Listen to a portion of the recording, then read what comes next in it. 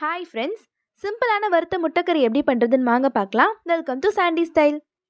இந்த ரெசிபி பண்ணுறதுக்கு ஒரு 5 முட்டையை எடுத்துட்டு நல்லா வேக வைக்க போகிறோம். முட்டை வெந்ததுக்கு அப்புறமா அதை ஸ்லைஸாக வெட்டிக்கலாம். எல்லா முட்டையும் இந்த மாதிரி வெட்டினதுக்கு அப்புறமா இப்போ நம்ம அதை வறுக்க போகிறோம். வறுக்கிறதுக்கு ஒரு தோசைக்கல் எடுத்து 2 ஸ்பூன் எண்ணெய் விட்டுட்டு மிளகாய்த்தூள், உப்பு, மஞ்சத்தூள் சேர்த்துக்கலாம். இதை நல்லா கிளறி விட்டுக்கோங்க. இதெல்லாம் நல்லா கிளறினதுக்கு அப்புறமா நம்ம வெட்டி வச்சிருக்க முட்டையை இதுக்குள்ளே சேர்த்துக்கலாம். முட்டை மசாலாவோட நல்லா மர்ஜ் ஆகணும். ஸோ ஸ்லோ ஃப்ளேம்லேயே வச்சு அதை நல்லா எடுத்துக்கோங்க.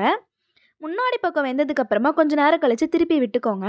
ஸோ முட்டை இந்த அளவுக்கு நல்லா வருந்ததுக்கப்புறமா அதை ஒரு பிளேட்டில் கன்வெர்ட் பண்ணிவிட்டு ஒரு சின்ன தாச்சி எடுத்து எண்ணெய் ஊற்றி சோம்பு பொரிஞ்சதுக்கப்புறமா இஞ்சி பூண்டு பேஸ்ட் சேர்த்துக்கலாம்.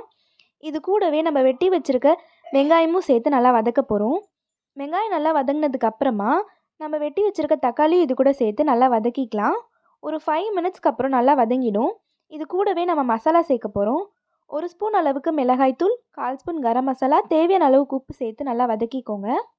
ஒரு 10 மினிட்ஸ்க்கு அப்புறமா 1 கிளாஸ் அளவுக்கு தண்ணி சேர்த்து இது கொதிக்க வைக்க போகிறோம். குழம்பு நல்லா கொதிச்சதுக்கு அப்புறமா நம்ம வறுத்து வச்சுருக்க முட்டையை இது கூட சேர்க்க போகிறோம்.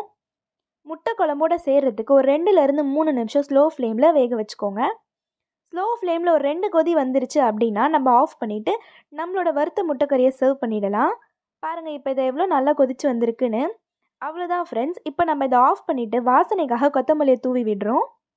இப்போ இதை பிளேட் பண்ணிட்டோம் அப்படின்னா நம்மளோட வறுத்த முட்டைக்கறி ரெடி ஆகிடும். நீங்களும் ட்ரை பண்ணிவிட்டு எப்படி வந்திருக்குன்னு சொல்லுங்கள்.